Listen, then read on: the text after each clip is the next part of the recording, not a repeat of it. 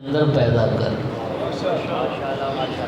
جب تم متقی بن جاؤ گے، جب تم پرہیزگار ہو جاؤ گے تو پرہیزگاری اب یہ تمہارے اندر صلاحیت لے آئے گی کہ تم سچوں کا ساتھ نبھا سکو۔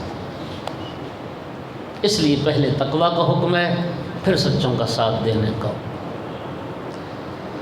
اب میرے دوستو، سچوں کے ساتھ ہو جاؤ، اس کا معنی کیا ہے کہ میں 5 تن پاک یا 12 امام یا 14 معصومین، ان کے نام کا ایک فریم، ایک تختی، ایک پینا فلیکس بنوا کے اپنے گھر میں لگا لوں، اپنی دکان میں لگا لوں، اور میں جھوٹ بولوں گھر میں بھی دکان پہ بھی، تو یہ صرف فریم لگانے کا نام کونوا مع الصادقین ہے؟ بولو تو صحیح، یہ کونوا مع الصادقین ہے؟ ہاں، کہ میں ان پاک و پاکیزہ ہستیوں کی، معصومین علیہم السلام کے نام کتبہ فریم وہ تو دکان میں گھر میں سجا لوں، لیکن میں جب بولوں جھوٹ بولوں، بیوی سے جھوٹ، بچوں سے جھوٹ، دوستوں سے جھوٹ، دکاندار وہ جو گاہک آئیں ان سے جھوٹ، نہیں میرے بھائی، کونوا مع الصادقین کا یہ معنی نہیں ہے۔ کونوا مع الصادقین اتقوا اللہ اس لیے پہلے کہا گیا، جھوٹا بندہ متقی ہوتا ہے۔ لا یجد عبد طعم الایمان حتی یترک الکذب کلہ جدہ وہزلہ۔ سرکار دو عالم نے فرمایا مومن بننا دور کی بات ہے، اس وقت تک بندہ ایمان کا ذائقہ بھی نہیں چکھ سکتا جب تک جھوٹ کو ترک نہ کرے۔ یعنی مومن ہونا تو دور کی بات ہے، وہ تو اس نے ایمان کا ذائقہ بھی نہیں چکھا جو بندہ جھوٹا ہے۔ اگلے جملے ذرا غور کریں، جدہ وہزلہ، سرکار فرماتے ہیں چاہے وہ سنجیدگی کے ساتھ جھوٹ بولے یا مذاق میں جھوٹ بولے، جو جھوٹا ہے وہ ایمان کا ذائقہ بھی نہیں چکھ سکتا، جو جھوٹا ہے وہ متقی نہیں ہو سکتا۔ تو میرا بھائی، سچوں کا ساتھ دینے کا معنی یہ ہے کہ جھوٹ کو چھوڑ کے خود سچ کو اختیار کر کے ہمیشہ زندگی میں سچ بولو، اور پھر کہو کہ میں ہوں آل رسول کا ماننے والا۔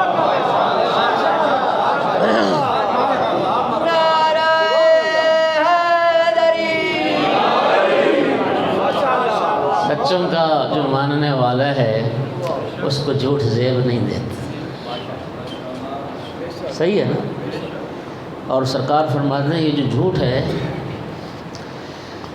دوستو، یہ جو زمانہ ہے نا، آخری زمانہ، یہ آخری زمانہ ہے۔ امام صاحب العصر کی غیبت کبریٰ کا دور ہے جی۔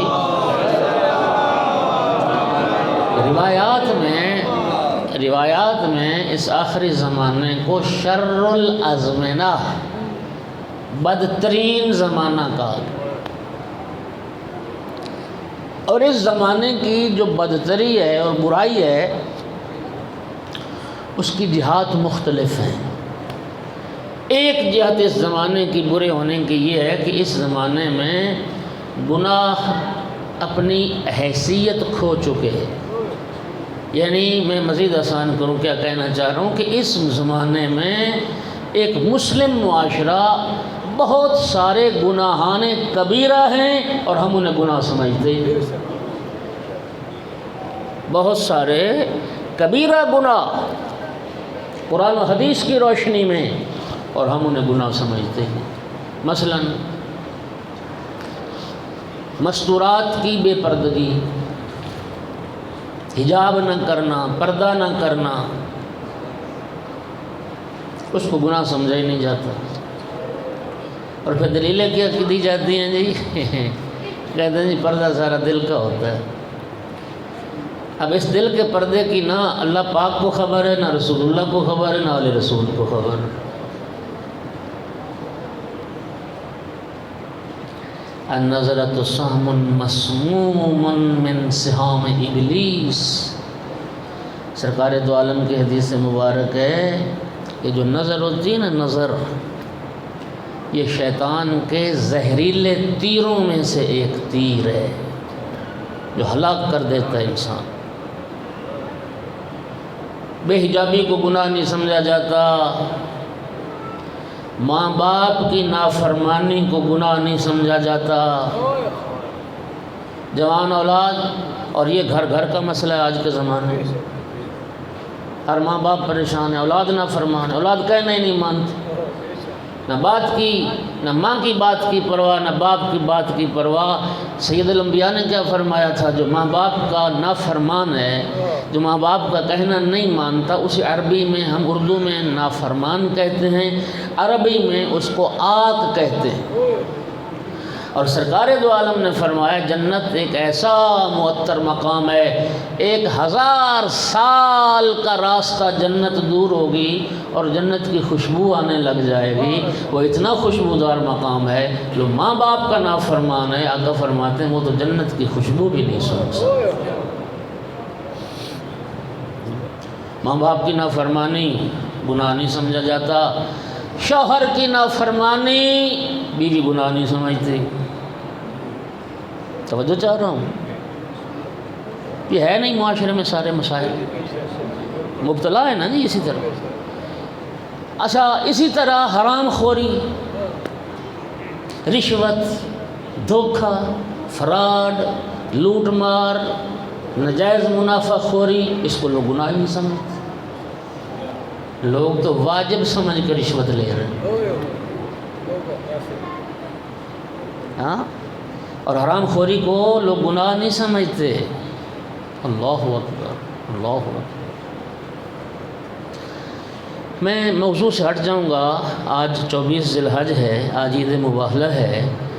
میں نے مباہلہ کے حوالے سے عرض کرنا ہے، اسی طرح اس زمانے میں جو بہت سارے گناہ اپنی حیثیت اہمیت کھو چکے، اس زمانے میں جھوٹ کو لوگ گناہ نہیں سمجھتے۔ جھوٹ بولتے ہیں، بلا وجہ بولتے ہیں، اور جرت سے بولتے ہیں، اور دیدہ دلیری سے بولتے ہیں۔ یہ ہماری جرت دیکھیے، اللہ کے قانون کے خلاف، اللہ کے حکم کے خلاف۔ رب اکبر قرآن میں فرماتا ہے کہ جھوٹوں پر اللہ کی لعنت، یہ قرآن میں ہے، لعنت اللہ علی القاذبین، جھوٹوں پہ رب کی لعنت ہے۔ اور ہم یہ جانتے ہوئے بھی کہ جھوٹوں پہ اللہ نے لعنت کی ہے، ہماری جرت اور حوصلہ دیکھیے، ہم پھر بھی جھوٹ بول کے اللہ کی لعنت کو خرید کر ہمارے دیکھیے حوصلے کتنے بڑھ گئے، یعنی ہمیں خوف ہی نہیں ہے، جھوٹ بولتے ہوئے ہمیں پرواہ تک نہیں ہے۔ ہونا تو یہ چاہیے تھا کہ جھوٹ کے نام پہ ہمارا جسم کانپ جاتا، ہم لرز کے رہ جاتے۔ اللہ کے غضب کو کون خریدے، اللہ کی لعنت کو کون خرید، لیکن ہم جھوٹ بول کے خریدتے، بلا وجہ جھوٹ بولتے۔ موبائل لے کے آیا 10,000 کا، دوست نے پوچھا کتنے کا لیا جی؟ میں نے 25,000 کا لیا۔ 25 کا بتا کہ کیا حاصل ہوا تجھے؟ ہاں، ایک شے حاصل ہوئی تجھے، اور وہ ہے اللہ کی لعنت۔ صرف تو نے اللہ کا غضب خریدا ہے۔ جھوٹ بولنے سے تیرے دوست کی نگاہ میں تیرا مقام بلند ہو جائے گا، یہ ہے نا معاشرے میں جی۔ 2,000 کا سوٹ لیا ہے، بتا رہا 10,000 کا میرا سوٹ آیا، اللہ کی لعنت کو خرید کے۔ اللہ فرماتا ہے ایمان والوں کی یہ ذمہ داری ہے کہ ایمان والا متقی بھی ہو اور ایمان والا سچ بولے اور پھر سچوں کا ساتھی بنے۔ ایک جھوٹا بندہ سچوں کا ساتھی نہیں ہو سکتا۔ ایک صلوات تو پڑھ دیں سارے حضرات۔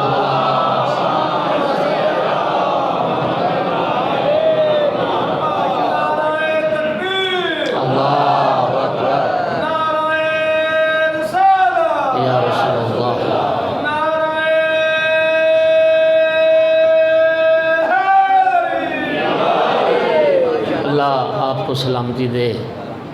24 ذی الحج کا دن گزر گیا ہے اور یہ استقبال محرم کے خمسہ کی پہلی مجلس ہے۔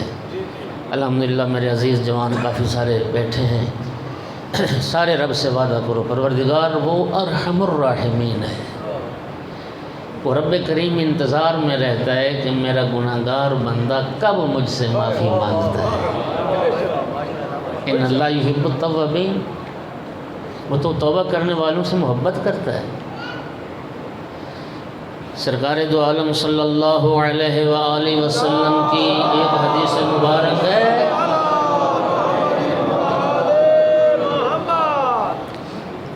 آقا فرماتے ہیں کہ جنگل کا سفر، تاریک رات،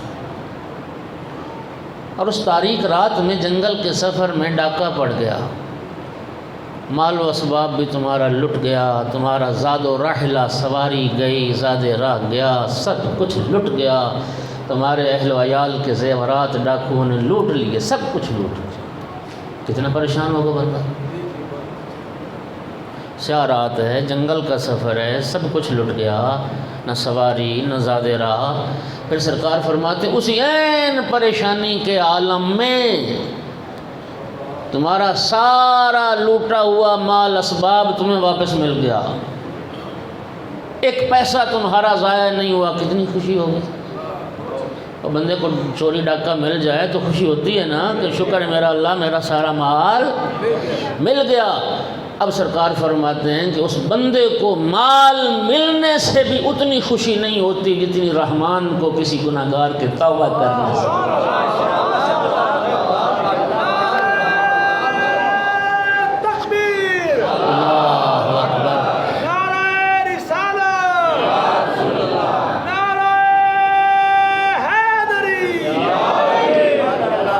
کریم اللہ تیری بارگاہ میں ہم وسیلہ بناتے ہیں محمد و آل محمد علیہ السلام کو، جو گناہ کر چکے، جو جھوٹ بول چکے، کریم اللہ تو معاف کر دے۔ اور آج مظلوم کربلا کی اس مجلس میں بیٹھ کے ہم یہ عہد اور وعدہ کرتے ہیں، یہ بارگاہ حسینیت ہے، ہم وعدہ کرتے ہیں کہ انشاءاللہ زندگی میں کبھی جھوٹ نہیں بولیں گے۔ انشاءاللہ وعدہ کرتے ہیں تو صلوات بلند آواز سے پڑھیں۔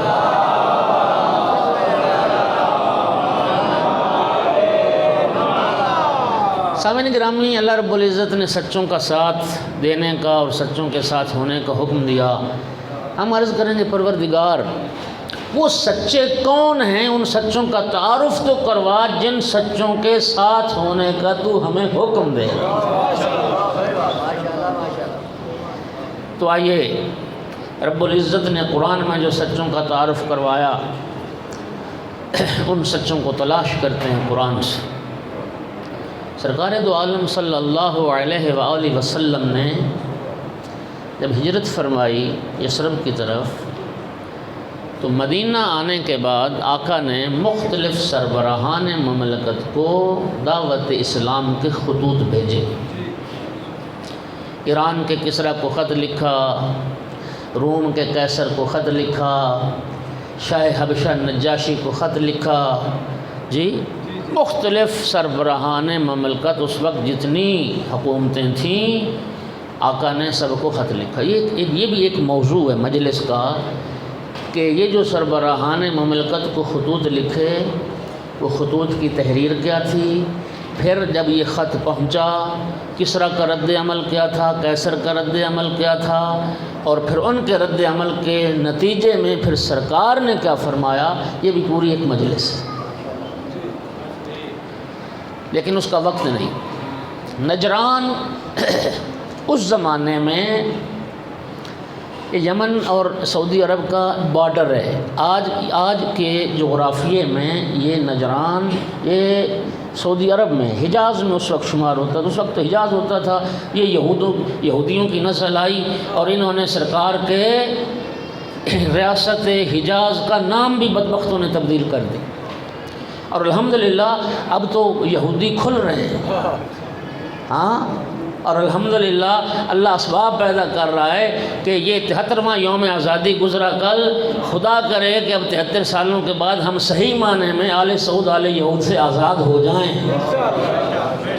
انشاءاللہ، اور اسباب بن رہے ہیں، پیدا ہو رہے ہیں۔ کہا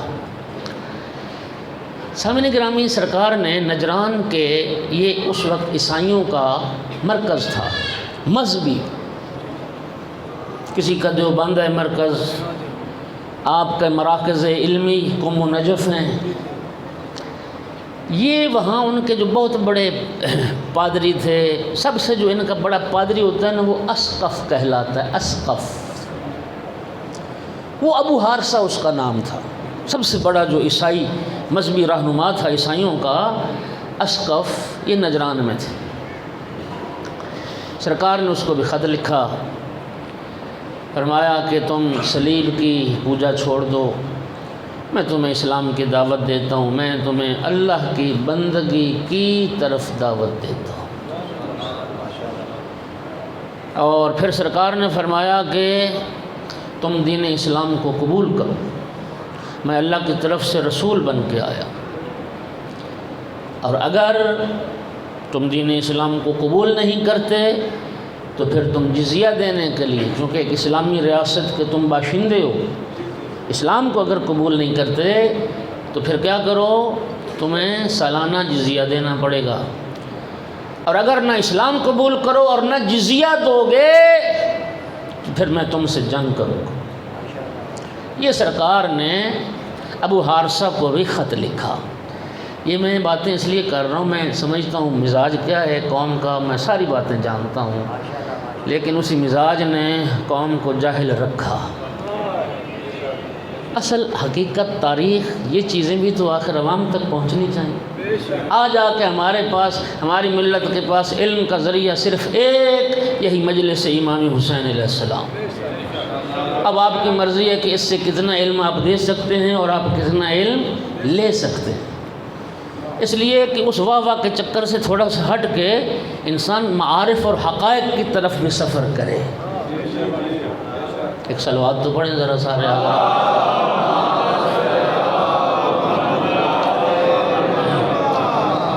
جب یہ خط پہنچا نجران کے عیسائیوں کے پاس، 70 کے قریب بستیاں تھیں نجران کے اس علاقے میں جہاں عیسائی رہتے تھے، تو ابو حارثہ نے کیا کیا کہ پوری اس جتنی وہ عیسائی ریاست تھی اس میں سے اس نے بڑے بڑے جو ان کے علماء تھے، پادری تھے، دانشور تھے، ان سب کو جمع کیا اور نجران میں عوام کے سامنے سرکار کا وہ خط پڑھ کے سنایا۔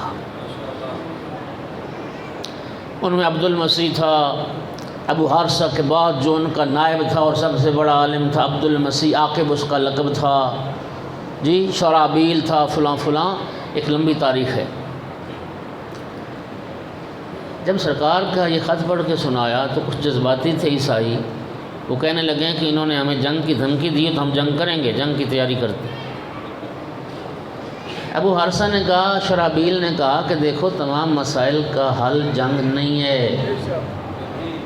اس وقت ابو حارثہ نے کہا، بات سنو، یہ کوئی سیاست کی تو بات نہیں، بات ہے دین کی، اور سارے مذہبی رہنما عیسائیوں کے موجود ہیں۔ اور ابو حارثہ نے کہا، آخر ہم نے بھی تو اپنی کتاب میں پڑھا ہے نا، حضرت عیسیٰ علیہ السلام یہ بشارت دے کے گئے تھے کہ ایک آخری نبی نسل اسماعیل سے آنے والا ہے،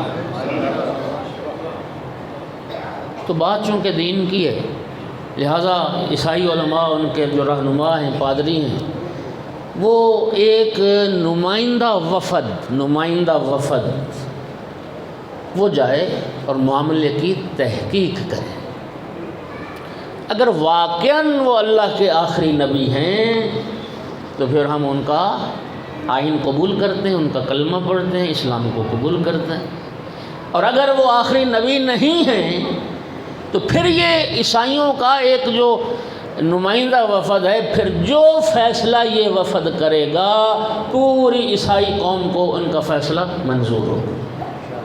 بات سمجھ آ گئی؟ اب 70 پادری عیسائی دانشور یہ انہوں نے رخت سفر باندھا اور نجران سے مدینہ کی طرف چلے۔ دوستو جب یہ لوگ مدینہ پہنچے انہوں نے وہاں آ کے لباس بدلے، انہوں نے سرکار دو عالم سے ملاقات کے لیے اسپیشلی لباس تیار کروائے، ریشم اور دیبا کے لباس، انتہائی قیمتی پیراہن، سونے کی مالائیں، ہیرے جواہرات سونے کی انگوٹھیوں میں بنے ہوئے اور سونے اور چاندی کی تاروں سے بنے ہوئے کمر بند، انتہائی شاہانہ ایک انداز سے انہوں نے اپنے آپ کو تیار کیا، اور یہ وفد سرکار دو عالم کی بارگاہ میں مسجد نبوی میں پہنچا، اور جب مسجد میں پہنچے تو آقا کو سلام کیا۔ جب انہوں نے سلام کیا تو سرکار دو عالم نے رخ انور پھیر لیا۔ سرکار نے ان کی طرف دھیان نہیں دیا، توجہ ہی نہیں کی، سلام کا جواب ہی نہیں دیا، مورد استقبال قرار نہیں دیا۔ سوچنے لگے کہ شاید سرکار نے ہماری سنی نہیں بات۔ دوسری طرف سے پھر آئے سلام کیا، سرکار نے پھر اپنا رخ انور پھیر لیا۔ اب عیسائیوں کو یقین ہو گیا، توجہ، عیسائیوں کو یقین ہو گیا کہ جان بوجھ کے انہوں نے ہمارے سلام کا جواب نہیں دیا۔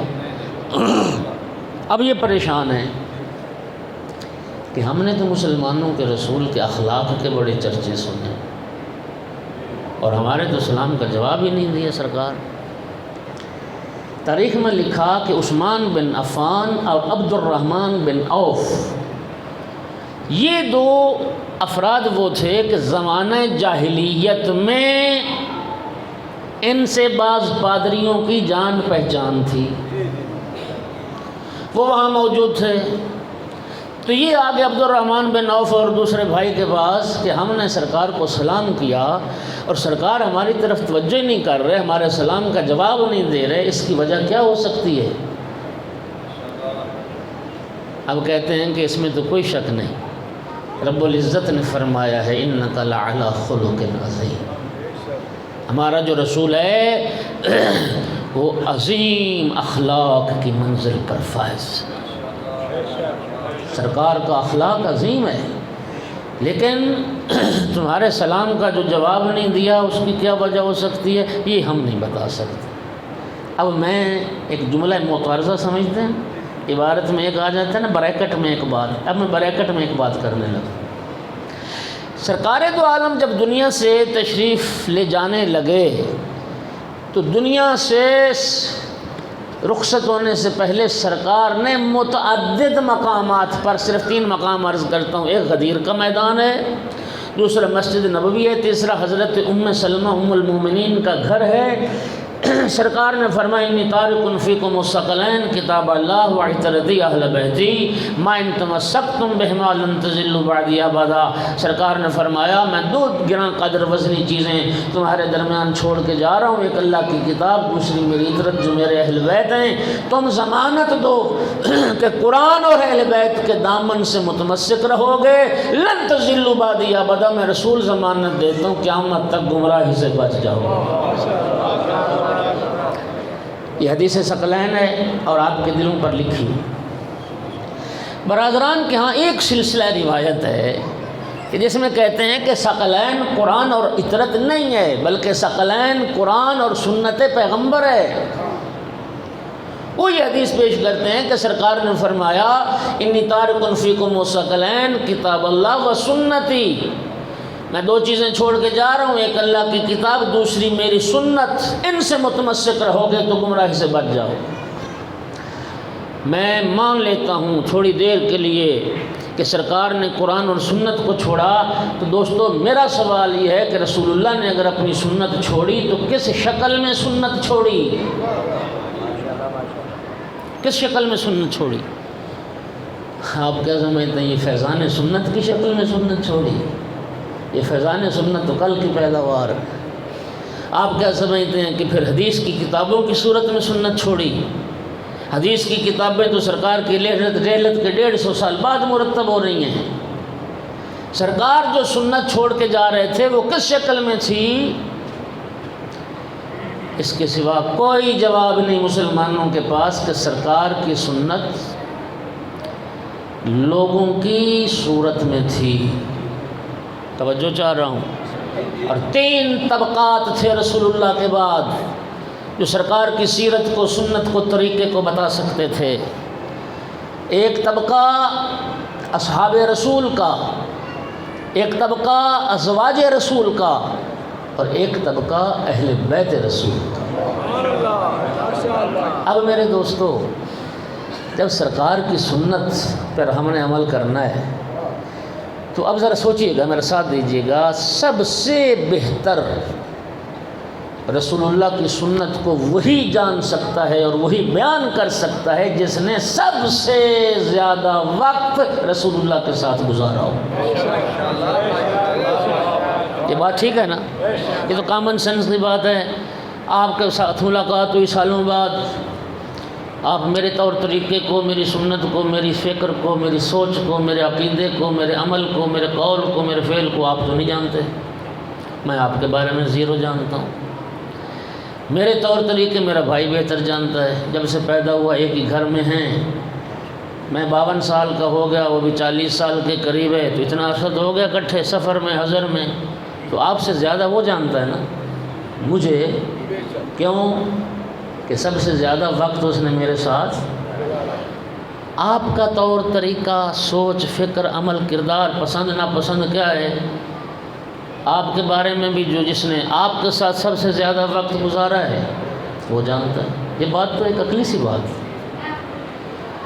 میرے شیعہ سنی بھائیوں، رب کعبہ کی قسم کھا کے کہہ رہا ہوں کہ سب سے زیادہ پیغمبر اکرم کی سنت کو بھی وہی جانتا ہے جس نے سب سے زیادہ وقت رسول اللہ کے ساتھ گزارا ہو۔ اور اب میرا اگلا جملہ سنیے، خدا کی قسم، جتنا وقت مولا علی علیہ السلام نے رسول اللہ کے ساتھ گزارا، کائنات میں کسی دوسرے بشر نے اتنا وقت نہیں گزارا۔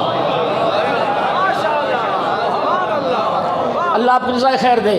اور جملہ سننا، کتنا وقت گزارا رسول اللہ نے، صرف 2 لفظوں میں عرض کر رہا ہوں، مولا علی علیہ السلام کی آنکھیں کھلنے سے لے کر رسول اللہ کی آنکھیں بند ہونے تک۔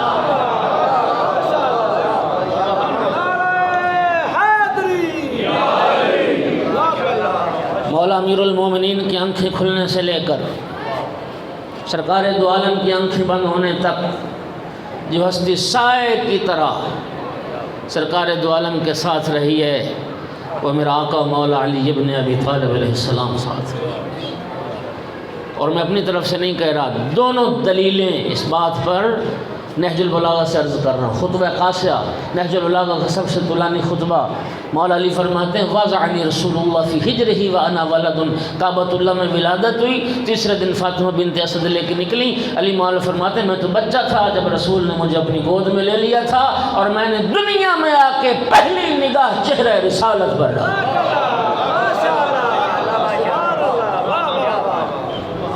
جی، مولا علی علیہ السلام کی آنکھیں کھلنے سے لے کے سرکار دو عالم کی رحلت کے موقع پر خطبہ بھی نہج البلاغہ میں موجود۔ اس میں مولا امیر کے جملے وَلَقَدْ قُبِضَ رَسُولُ اللَّهُ وَإِنَّ رَأْسَهُ لَعَلَى صَدْرِي، جب سرکار کی روح نے پرواز کیا تھا، مولا علی فرماتے ہیں سرکار کا سر مبارک میں علی کے سینے پر موجود تھا۔ وَلَقَدْ سَالَتْ نَفْسُ فِي يَدِي، میرے ہاتھوں میں رسول اللہ نے دم توڑا۔ فَأَمْرَرْتُهَا عَلَى وَجْهِي، اور پھر میں نے سرکار کے ہاتھ پکڑ کے تبرک اور برکت کے لیے یوں اپنے چہرے پر مل لیے تھے۔ تو میرا بھائی، جب سب سے زیادہ وقت پیغمبر کے ساتھ وسیع پیغمبر علی ابن ابی طالب علیہ السلام کا گزرا، تو پھر یہ طے ہو گیا کہ رسول اللہ کی سنت کو جتنا علی مولا جانتے ہیں، کائنات میں کوئی دوسرا بشر۔ میں اپنے موضوع سے ہٹ جاؤں گا ورنہ میں بڑی دلیلیں پیش کرتا۔ ایک دلیل سنو، ایک دلیل،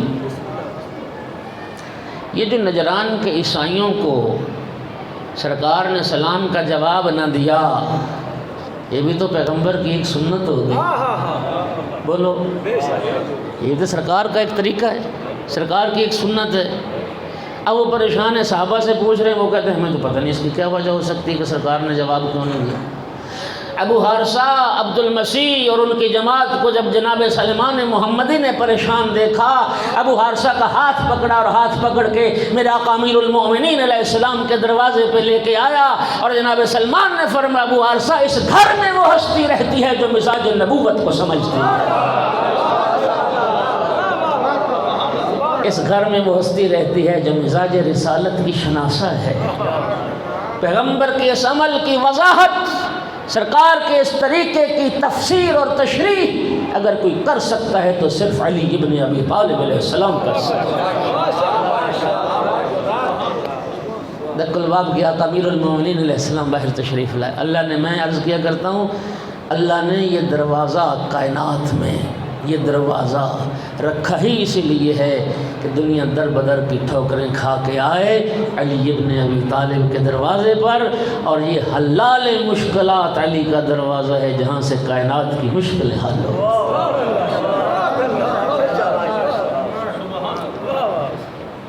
یا علی سرکار کی بارگاہ میں گئے ہیں، سلام کیا انہوں نے، ہمارے سلام کا جواب ہی نہیں دیا، رخ انور پھیر لیا، اس کی کیا وجہ ہو سکتی ہے؟ مولا امیر المومنین علیہ السلام نے ان کے لباس پہ، حلیے پہ جب نگاہ کی، ریشم و دیبا کے لباس ہیں، سونے کی محلائیں ہیں، اور قیمتی کمر بند ہیرے جواہرات سے مرصع، قیمتی نگینے، انگوٹھیاں۔ مولا امیر نے فرمایا یہی حلیہ بنا کے گئے تھے، اسی لباس میں گئے تھے سرکار کی بارگاہ میں؟ جی اسی لباس میں گئے تھے۔ مولا امیر المومنین نے فرمایا یاد رکھو، تم تو پادری ہو، تم تو راہب ہو، تم تو تارک دنیا ہو، تم تو زائد فی دنیا ہو، تمہارا تو بوری اور ٹاٹ کا لباس ہوتا ہے، کیا یہ ڈھونگ رچایا ہے؟ جاؤ اپنا راہبوں والا لباس پہن کے جاؤ، پھر آقا کو سلام کرو، پھر دیکھتے ہیں جواب آتا ہے یا نہیں آتا۔ اب ان عیسائیوں کو نا تھوڑا سا اطمینان تو ہو گیا کہ چلو یار کوئی وجہ تو سامنے آئی، ہاں کچھ تو سامنے آیا نا، اب اس کو آزما لیتے۔ گئے، انہوں نے لباس اتارے، اپنے راہبوں والے حلیے بنائے، بوری اٹاٹ کے لباس پہنے۔ اب جو آئے آقا کی بارگاہ میں تو سرکار دو عالم نے آگے بڑھ کے ان کا استقبال کیا، انہیں مورد تعظیم قرار دیا۔ اچھا سنیے، بچے بھی بات سمجھ لیں، بھئی افراد تو وہی تھے، وہی ابو عرصہ، وہی عبد المسیح، وہی عاقب۔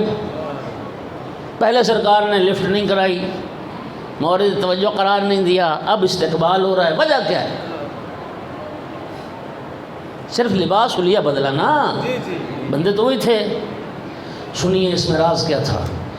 اس میں راز یہ تھا کہ اگر سرکار دو عالم ان کے اس پہلے والے حلیے میں جب سونے کے زیورات تھے اور ہیرے جواہرات کی انگوٹھیاں تھیں اور ریشم و دیبا کے لباس تھے، اگر سرکار ان کا احترام کرتے، استقبال کرتے، قیامت تک عیسائیوں کی یہ غلط فہمی دور نہ ہوتی۔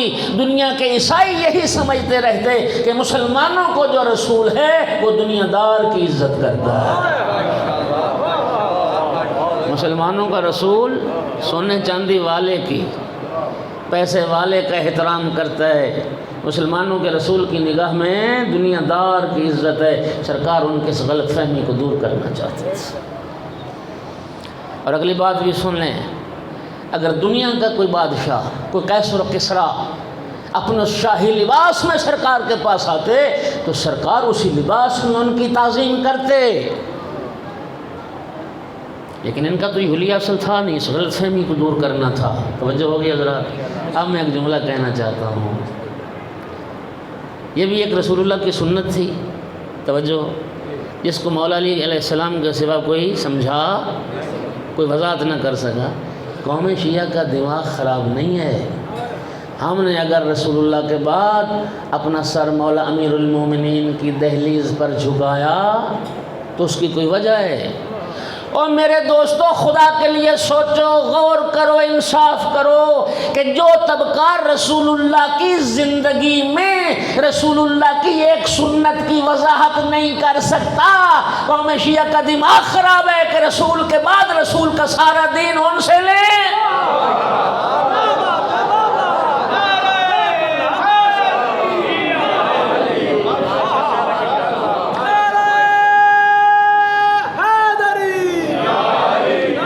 ہم پیغمبر کی شریعت، ہم پیغمبر کی سیرت، ہم پیغمبر کی سنت انہی سے کیوں نہ پوچھیں جو ہستیاں رسول اللہ کی زندگی میں رسول کی سنت کی وضاحت کر سکتی ہیں وہ رسول کے بعد بھی رسول کی سنت کو سمجھا سکتی ہیں، اور وہ طبقہ سوائے امیر المومنین علیہ السلام اور آل رسول اور اہل بیت رسول کے اور کوئی نہیں ہے۔ اب مسئلہ حل نہیں ہو گیا کہ اگر رسول اللہ نے فرمایا ہو کہ میں قرآن اور اہل بیت چھوڑ کے جا رہا ہوں تب بھی سر مولا علی کے دروازے پہ جھکانا پڑے گا، اور اگر فرمایا ہو میں قرآن اور سنت چھوڑ کے جا رہا ہوں تو سنت کو سمجھنے کے لیے پھر بھی مولا علی کے دروازے پہ ہی آنا پڑے گا۔ اور اس چیز کو سرکار نے مختلف احادیث میں کھول کھول کے بیان فرمایا، کھول کھول کے۔ حضرت عمار یاسر کو جو فرمایا کیا خوبصورت جملے، اپنے دلوں کو ذرا منور کریں نا اس نور سرکار کے نورانی کلمات سے۔ حضرت عمار یاسر رضی اللہ تعالی عنہ جلیل المرتبہ جلیل القدر صحابی رسول اللہ کے، عمار کو فرمایا تھا نا عمار ستقتلک فئۃ باغیہ، عمار تجھے ایک باغی گروہ قتل کرے گا۔ رسول نے تو بتا دیا کہ عمار کے قاتل باغی ہیں، اب بھی تیرے دل میں باغی کی محبت ہے، پھر رسول کیا کرے؟ ہاں رسول نے تو فرما دیا تیرے دل سے محبت نہ جائے، اب بھی تو بے خطا اور بے ریا کے نعرے لگائے تو پھر تجھ پہ پھٹکار ہے، صلوات پڑھ محمد و آل محمد۔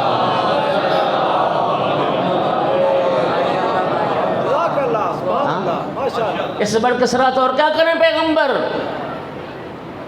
پھر جناب عمار کو خطاب کر کے پیغمبر نے فرمایا شیعہ سنی حدیثوں میں جملہ نہ ہو تو میں مجرم۔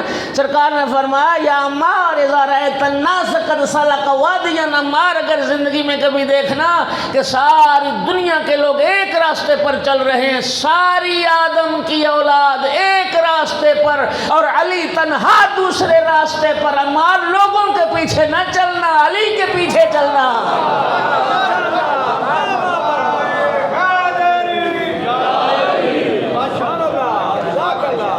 مولا علی علیہ السلام کا راستہ ہی حق کا راستہ ہے، یہی راستہ ہے جو نماز میں کہتے ہو نا اہدنا الصراط المستقیم، وہ صراط علی ابن ابی طالب، یہی جنت کا راستہ ہے۔ اور حدیث کا اگلا جملہ کیا خوبصورت ہے، فرمایا عمار جو علی کے پیچھے چلتا ہے علی نہ گمراہ ہونے دیتے ہیں نہ ہلاک ہونے دیتے ہیں۔ اللہ آپ کی جزائے خیر دے۔ نجران کے عیسائیوں کا وفد پہنچ گیا آقا کی بارگاہ میں، گھبرا تو نہیں رہے حضرات؟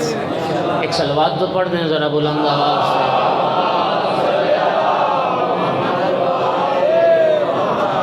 مذاکرات شروع ہوئے، سرکار نے اسلام کی دعوت دی، سرکار نے فرمایا یہ صلیب پرستی چھوڑو،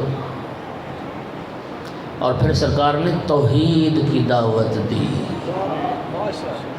توجہ، عیسیٰ اللہ کا بیٹا نہیں ہے، یہ تثلیث کا عقیدہ چھوڑو، تین خداؤں والا، یہ شرک ہے۔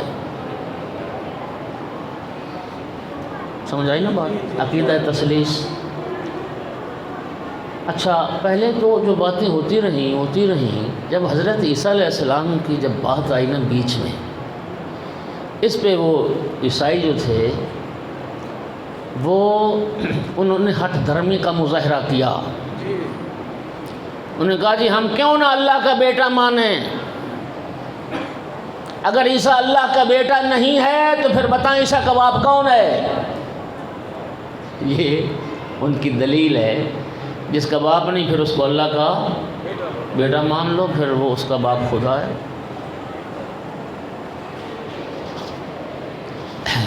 اللہ رب العزت نے اس آیت مجیدہ کو نازل فرمایا، وہ آیت کیا ہے؟ حبیب کہہ دو ان سے ان مثل عیسیٰ عند اللہ کمثل آدم خلقہ من تراب ثم قال له کن فیکون۔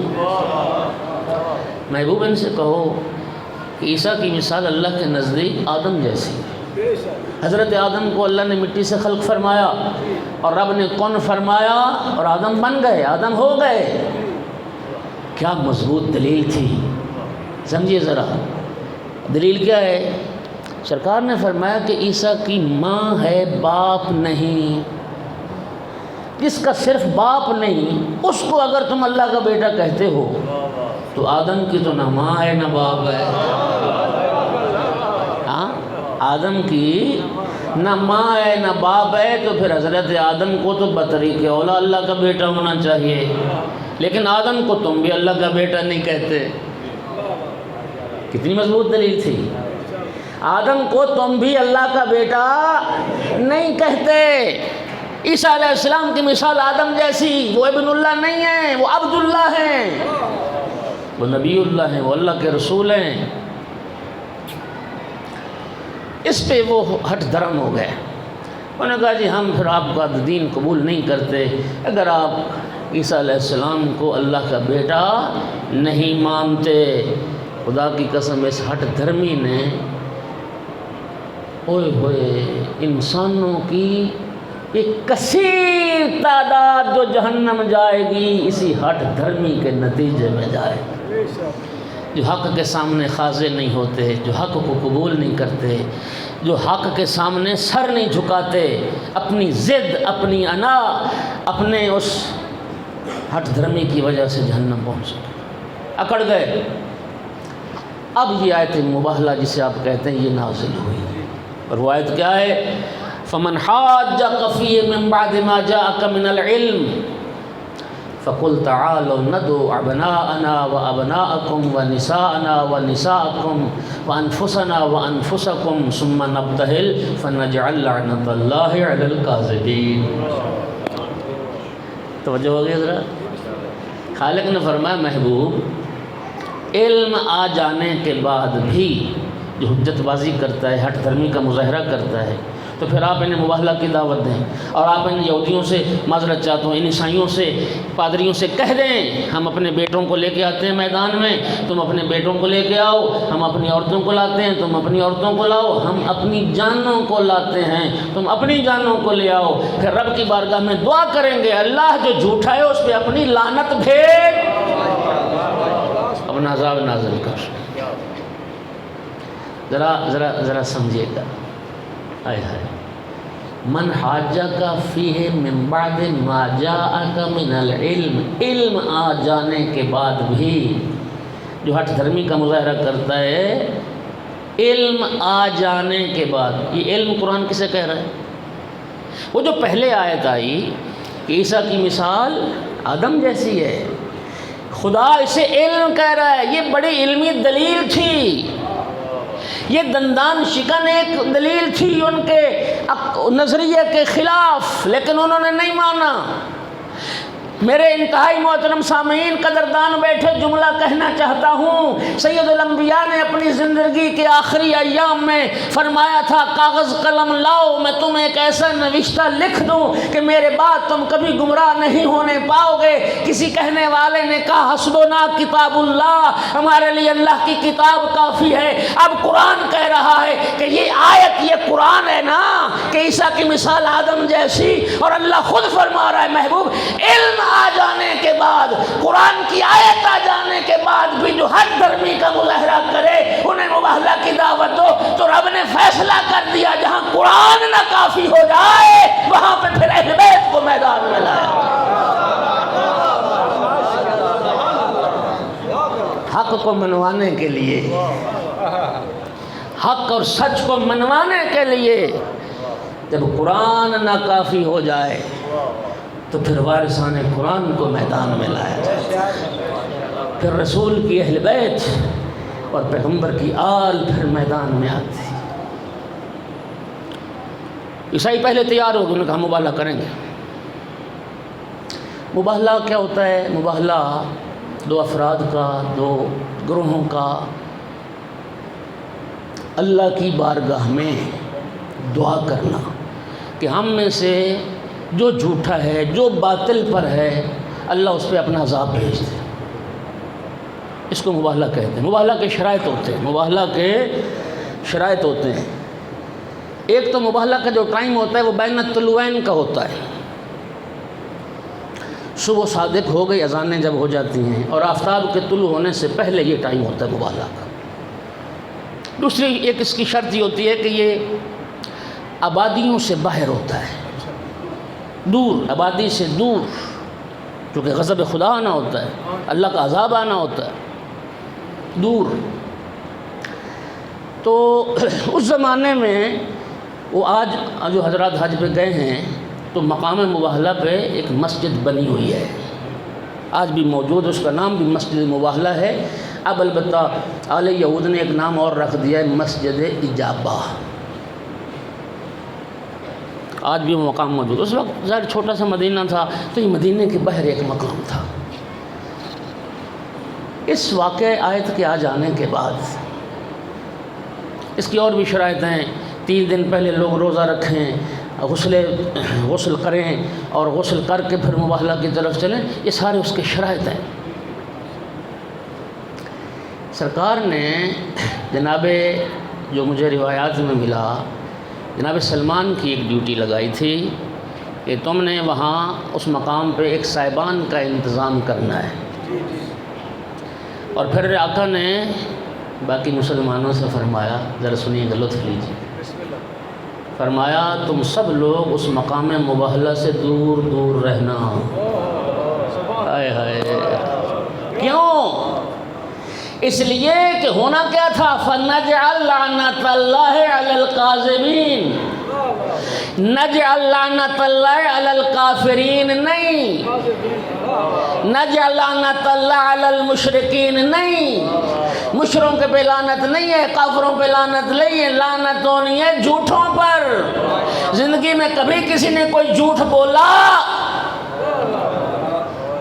اس مقام سے دور چلا جائے، کہیں اللہ کی لعنت ان جھوٹوں کے بھی شامل حال نہ ہو جائے۔ ہائے ہائے، بس وقت مقررہ آیا، سرکار دو عالم نے ابنا کی منزل پر جناب حسنین کریمین کو لیا۔ اور میرے شیعہ سنی بھاؤ قدر کرنا، میرے بھائیوں قدر کرنا، جاؤ تحقیق کرو، کائنات قربان کر دوں فرزندان زہرا پر، حسنین کریمین پر۔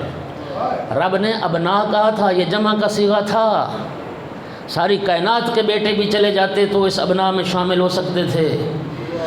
اور میرے محترم سامعین، جھوٹوں پہ لعنت کرنی تھی، اور مباحلہ کا واقعہ 9 ہجری میں ہوا۔ مورخین لکھتے ہیں اس وقت سید الانبیاء کا اپنا صلبی بیٹا جناب ماریہ قبطیہ کے بطن سے حضرت ابراہیم موجود تھے۔ رسول اللہ اپنے بیٹے ابراہیم کو بھی نہیں لے کے گئے ہیں تو فرزندان زہرا حضرت امام حسن اور امام حسین کو لے۔ اللہ اکبر، اللہ اکبر، اپنے صلبی بیٹے ابراہیم کو بھی لے کے نہیں گئے، جناب حسنین کریمین علیہ السلام کو لے کے گئے، امام حسین علیہ السلام کو گود میں اٹھایا، امام حسن مجتبیٰ علیہ السلام کو سرکار نے انگلی سے لگایا۔ جس طرح سے آیت کی ترتیب ہے اسی ترتیب سے رسول اللہ اپنے ساتھیوں کو لے کے گئے، اہل بیت کو لے کے گئے۔ پہلے ابناء تھے، پھر نساء کی منزل آئی۔ اب نساء میں بڑی گنجائش تھی۔ دیکھیے لفظ نساء ہے، اس کا معنی ہے عورت۔ یہ عورت رشتہ نہیں بتاتا، لفظ عورت یہ تو صرف جنس بتاتا ہے، مرد ہے عورت ہے۔ بیٹی یہ رشتہ ہے، بیوی یہ رشتہ ہے، بہن، ماں، تو جو بھی ذرا یہ رشتے ہیں۔ اگر اب فرما دیتا نا، بنا دینا، ہاں تم اپنی بیٹیوں کو لے کے آؤ، ہم اپنی بیٹیوں کو لے کے آتے ہیں، مسلمانوں نے چیخ چیخ کے ہاں جی کانوں میں درد کر دینی تھی۔ انہوں نے کہنا تھا نہیں، مباحلہ میں اللہ نے صرف بیٹیوں کا ہی تقاضا کیا تھا، رسول بیٹی کو لے کے گئے، ورنہ اور بھی بڑی سچی تھیں۔ رب نے تو بیٹی کی بات ہی نہیں کی، رب نے تو نساء کہا، عورت کہا۔ اب بیوی بھی جا سکتی تھی، اب بیٹی بھی جا سکتی تھی، لیکن سرکار دو عالم نے نساء نا کی منزل پر صرف جناب صدیقہ کبریٰ فاطمہ الزہرا صلوات اللہ علیہا کو ساتھ لے جا کر کائنات پہ واضح کر دیا، جس معیار صداقت پر میری بیٹی فائز ہے کائنات کی، کوئی دوسری عورت اس معیار صداقت پر پوری نہیں ہوگی۔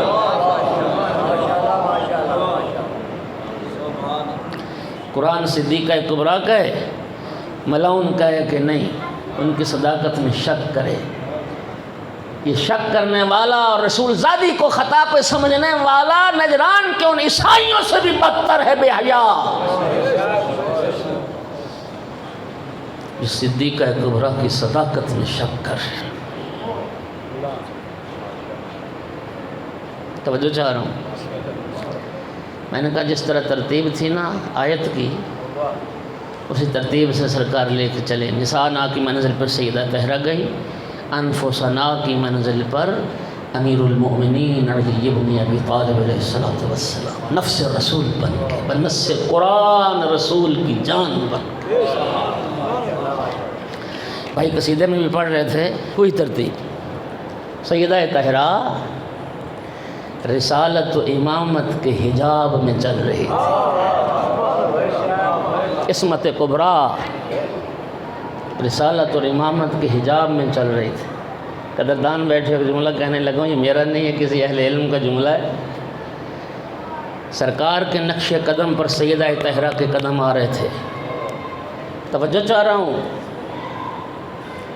انہوں نے فرمایا تھا اگر کائنات میں دیکھنا ہو کہ کوئی بیٹی باپ کے نقش قدم پر کیسے چلی تو میدان مباہلہ میں آ گئے۔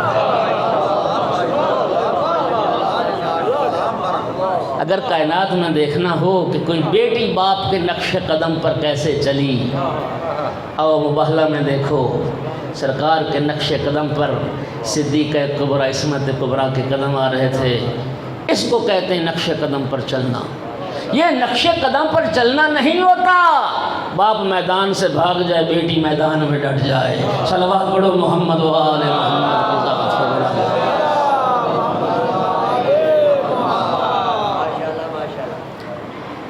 سرکار اہل بیت کو لے کے پہنچ گئے۔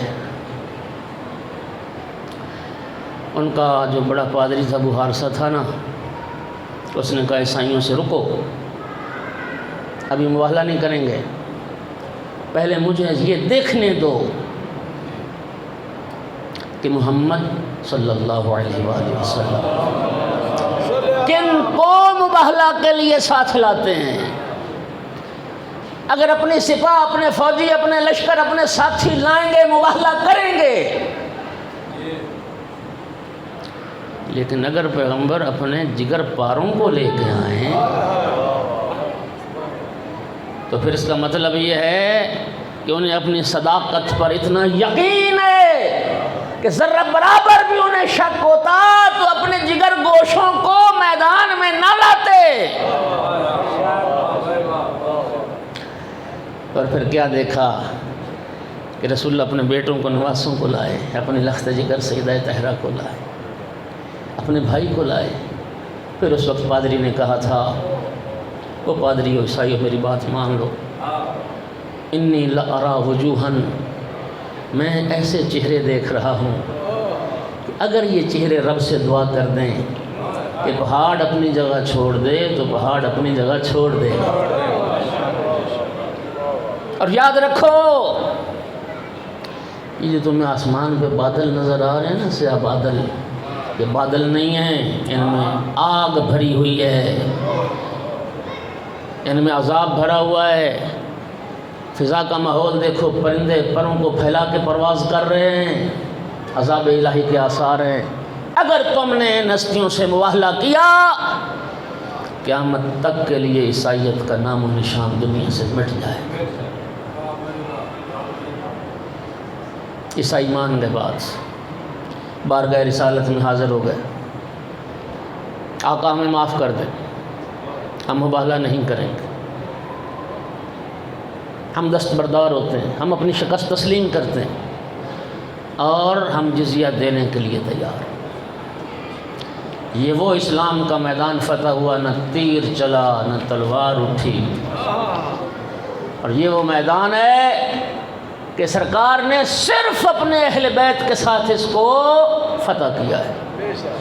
آخری بات کہہ رہا ہوں، لعنت کرنی تھی جھوٹوں پر، تنہا رسول اللہ چلے جاتے، سرکار بد دعا کرتے، عذاب نہ آ جاتا۔ اہل بیت کو لے کے کیوں گئے؟ اگر تنہا جاتے مسلمان سمجھتے کہ محمد سچے تھے، رسول اللہ صلی اللہ علیہ وآلہ وسلم سچے تھے، اور مقابلے میں آنے والے جھوٹے تھے۔ اللہ رب العزت نے آیت مباہلہ بھیج کے رسول اللہ نے اپنے اہل بیت کو ساتھ لے جا کر دنیا والوں کو سچوں کا تعارف کروا دیا۔ سرکار نے فرمایا میں بھی سچا، میرے بیٹے بھی سچے، میری بیٹی بھی سچی، میرا بھائی علی بھی سچا، اور جب یہ سچے ہیں تو اب جھوٹ اور باطل کو پہچاننا ہو تو طریقہ بڑا آسان ہے۔ جو رسول کے مقابلے میں آئے گا وہ بھی جھوٹا، جو بطول کے مقابلے میں آئے گا وہ بھی جھوٹا، جو حسنین کے مقابلے میں آئے گا وہ بھی جھوٹا، جو علی مرتضیٰ کے مقابلے میں آئے گا وہ بھی جھوٹا۔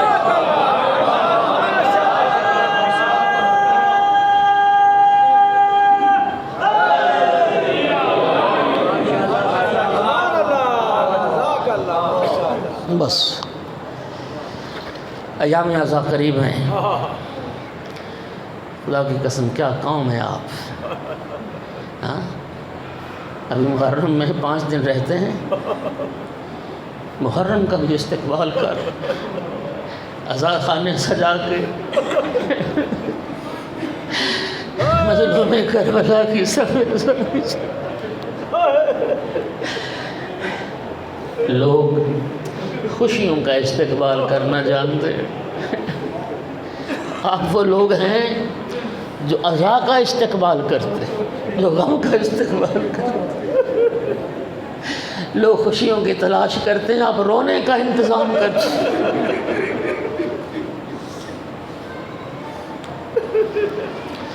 28 رجب کو امام حسین علیہ السلام نے مدینہ چھوڑا تھا، نانا کے دین کو بچانے کی خاطر۔ بس صرف 2 جملے میں روانگی کی عرض کر سکتا ہوں۔ نانا کی قبر پہ آئے سلام آخر کے لیے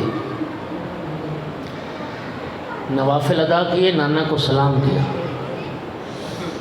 اور پھر قبر پیغمبر پہ ہاتھ رکھ کے امام حسین علیہ السلام نے جملے فرمائے، اللہم ان ھذا قبر نبیک وانا ابن بنت نبیک۔ میرا اللہ یہ تیرے نبی کی قبر ہے اور میں تیرے نبی کی بیٹی کا بیٹا حسین۔ اللہم اختر لی ما هو لک رضا ولرسولک رضا۔ میرا اللہ میرے لیے اس امر کو اختیار کر جس میں تیری بھی رضا ہو، جس میں تیرے رسول کی بھی رضا ہو۔ امام حسین علیہ السلام نے مدینے سے چلتے وقت یہ اعلان کر دیا کہ میرا قیام، میرا اقدام وہ ہے جس پہ اللہ بھی راضی ہے، جس پہ اللہ کا رسول بھی راضی ہے۔ تیاریاں ہونے لگیں۔ جب امام حسین علیہ السلام کے مدینہ چھوڑنے کی اطلاع پھیل گئی بنی ہاشم کے گھرانے میں،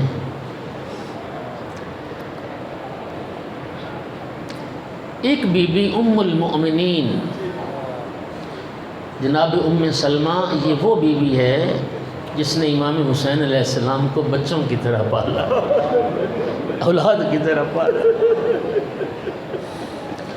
مولا حسین علیہ السلام کے قریب آ کے فرمایا، حسین بیٹا میں نے سنا ہے کہ تو مدینہ چھوڑ کے جا رہا ہے۔ جی نانی اماں میں عازم سفر ہوں۔ فرمایا بیٹا میں تمہیں سفر سے تو منع نہیں کرتی، جس طرف تمہارا جی چاہے چلے جانا، لیکن عراق کا سفر اختیار نہ کرنا۔ عراق نہ جانا کیوں نانی اماں؟ فرمایا حسین بیٹا میں نے تیرے نانا سے سنا ہے عراق پر ایک سرزمین ہے جسے کربلا کہتے ہیں، اور تمہارے نانا نے فرمایا تھا میرا بیٹا حسین سرزمین کربلا پر بلا جرم و خطا بھوکا پیاسا ذبح کیا جائے گا۔ بیٹا کربلا کا سفر اختیار نہ کرنا، اور بیٹا تمہارے نانا نے مجھے کربلا کی خاک بھی دی ہے، اور وہ کربلا کی خاک میرے پاس محفوظ ہے۔ اس وقت عرض کی نانی اماں یہ سفر تقدیر الہی ہے، یہ سفر مجھے کرنا ہے۔ ایک نانی اماں میرے نانا نے تو آپ کو کربلا کی خبر دی ہے، اگر آپ چاہیں نا تو میں آپ کو کربلا دکھا سکتا ہوں۔ 2 انگلیاں فضا میں امام حسین علیہ السلام نے بلند کی اور عرض کی نانی اماں میری ان 2 انگلیوں کے درمیان دیکھیے، سرزمین کربلا سمٹ کے سامنے آ گئی۔ مولا مظلوم کربلا نے پھر اس سرزمین کربلا کا تعارف کروانا شروع کیا، اپنے ایک ایک شہید کی مقتل میں اعجاز امامت دکھا دی۔ نانی اماں وہ دیکھ رہی ہیں، یہ فرات کا کنارہ ہے، یہ وہ مقام ہے جہاں میرے بھائی عباس کے بازو کٹے تھے۔ نانی اماں وہ مقام ہے جہاں میری علی اکبر کے کلیجے میں برچھی لگے گی۔ نانی وہ مقام ہے جہاں میرا قاسم پامال ہوگا۔ نانی یہ وہ مقام ہے جہاں ششماہے کے گلے میں تیر پہ وصل ہوگا۔ پھر ایک گودال دکھایا، نانی یہ وہ مقام ہے جہاں میں زین ذوالجناح سے اتروں گا۔ پھر امام مظلوم نے اعجاز امامت سے مٹھی خاک کی اٹھائی اور نانی کے حوالے کی، نانی اماں جہاں میرے نانا کی دی ہوئی خاک رکھی ہے، اس خاک کو بھی اس خاک میں شامل کر لیجئے۔ اور نانی اماں اگلی بات بھی سن لیں، جب تک یہ خاک خاک رہے گی نا سمجھنا آپ کا حسین زندہ ہے، اور جس دن یہ خاک خون تازہ میں بدل جائے گی سمجھنا آپ کا حسین مارا گیا۔ بس نانی کو تسلی دی۔ اب بنی ہاشم کے گھرانے کی ایک دوسری باعزت عظمت بی بی امام حسین علیہ السلام کی پھوپھی جناب ام ہانی، یہ عصا کے سہارے چلتے ہوئے قریب آئی، آگے فرمایا حسین بیٹا میں نے سنا ہے کہ تو عازم سفر ہے۔ جی پھوپھی اماں میں سفر پہ جا رہا ہوں۔ فرمایا بیٹا کچھ دنوں کے لیے سفر ملتوی نہیں کر دیتا؟ کیوں پھوپھی اماں کیا ہوا؟ جناب ام ہانی فرماتی حسین بیٹا میں نے آل محمد کے گھرانے میں ایک عجیب دستور دیکھا ہے، جب بھی آل محمد کے گھرانے پہ مصیبت آئی ہے نا تو میں نے جنوں کا نوحہ سنا۔ قوم جنات کی جو عورتیں ہیں ان کے گریے کی صدائیں، ان کے نوحر ماتم کی صدائیں میں سنتی ہوں۔ بیٹا تیرے نانا کا جب جنازہ اٹھا تھا قوم جنات کی عورتوں نے گریہ کیا، تیری ماں زہرا کا جنازہ اٹھا قوم جنات کی عورتوں نے گریہ کیا، پھر تمہارے بابا کا جنازہ اٹھا، تیرے بھائی کا جنازہ اٹھا۔ حسین بیٹا آج پھر میں اسی قوم جنات کی عورتوں کا نوحہ سن رہی ہوں۔ بیٹا تو عازم سفر ہے، میرا دل ڈر رہا ہے کہیں آل محمد کے گھرانے پہ کوئی مصیبت تو نہیں آنے والی۔ پھوپھی کو بھی حوصلہ دیا، سہارا دیا۔ بس عزادارو ودا کے لیے امام حسین نانا کی قبر پہ ایک ودا نہیں، جو حضرات حج کر چکے ہیں نا الحمدللہ 10-12 مرتبہ رب نے بھی مجھے سعادت بخشی ہے، میں ہر سال کا گواہ ہوں۔ حاجی جب حج کے لیے جاتے ہیں 8 دن مدینہ بھی قیام کرتے ہیں، خدا جانتا ہے یہ میرا چشمدید مشاہدہ ہے، جس آخری دن مدینہ سے پھر نکلتے ہیں نا حاجی، خدا جانتے ہیں بس میں سے پردے شیشے ہٹا دیتے ہیں، بار بار روضہ رسول کی طرف بڑھ بڑھ کے دیکھتے ہیں، آنکھوں میں آنسو ہوتے ہیں، زبان پہ دعا تھی پروردگار پتہ نہیں پھر کب آنا نصیب ہوگا، پروردگار اب جا رہے مدینہ چھوڑ کے پھر کب آنا نصیب ہوگا۔ پلٹ پلٹ کے جب تک روضہ رسول اور مسجد نبوی کے مینار نظر آتے رہتے ہیں، ہر حاجی پلٹ پلٹ کے دیکھتا رہتا ہے۔ اللہ جانتا ہے نانا کی قبر پہ ودا کے لیے سلام کرتے تھے، جب دروازے تک پہنچتے تھے پھر پلٹ آتے تھے، سلام کرتے تھے، نانا کی قبر کو سینے سے لگاتے تھے، پھر دروازے تک پہنچتے تھے پھر پلٹ آتے تھے، نانا تیری امت اب مجھے مدینے میں رہنے دے۔ اللہ اکبر، اجرکم علی اللہ۔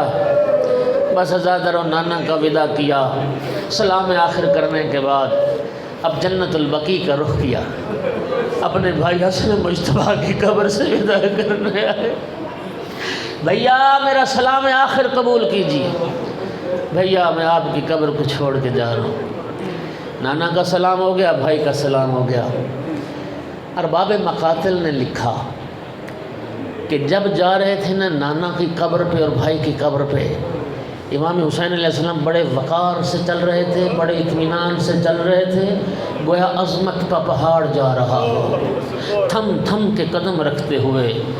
لیکن امام مجتبیٰ بھائی کو سلام کرنے کے بعد جب رخ کیا نا ماں زہرا کی قبر کا، ارباب مقاتل نے لکھا پھر امام حسین یوں دوڑ کے ماں کی قبر پہ گئے جیسے بچہ دوڑ کے ماں کے دامن سے لپٹ جاتا ہے، اور خود کو قبر پہ گرا کے کہا السلام علیکم یا اماں، ماں میرا آخری سلام کو۔ آزادارو بس میرا بیان تمام ہوا۔ 3 جواب آئے قبر زہرا سے جب ماں کو سلام کیا۔ پہلا جواب تھا علیک السلام یا غریب الام، او ماں کا پردیسی بیٹا میرا بھی سلام۔ دوسرا جواب تھا علیک السلام یا عطشان الام، ماں کا پیاسا بیٹا میرا بھی سلام۔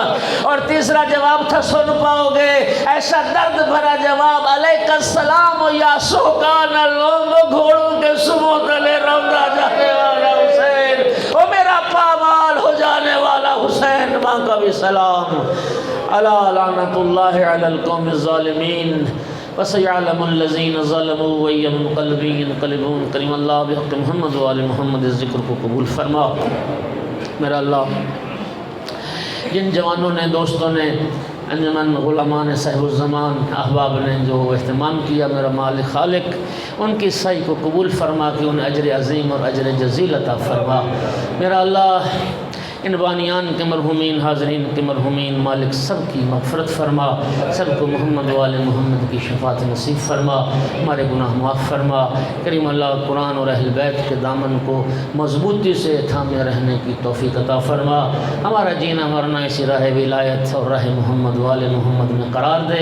بیماروں کو شفا عطا فرما، تنگ دست کو وسیع حلال رزق نصیب فرما، جو پریشان حال ہیں ان کی پریشانیاں دور فرما، مقروضین کے قرض ادا فرما، بے گھر کو گھر عطا فرما۔ اے پاک پروردگار اس کرونا کی وبا سے پوری انسانیت کو نجات عطا فرما۔ میرا مالک خالق پوری دنیا کائنات میں جہاں کہیں محب امیر المؤمنین عزادار امام حسین علیہ السلام آباد ہیں، ان کی مال جان عزت آبرو ناموس ایمان عقیدے کی حفاظت فرما۔ یوسف زہرا امام صاحب العصر علیہ السلام کے ظہور میں تعجیل فرما، علماء علم مراج اسلام کی زندگی دراز فرما۔ میرا مالک خالق ہماری دعاؤں کو شرف و قبولیت عطا فرما۔ ربنا تقبل منا انک انت السمیع العلیم۔ قبولیت دعا کے لیے بلند تر صلوات اللہ۔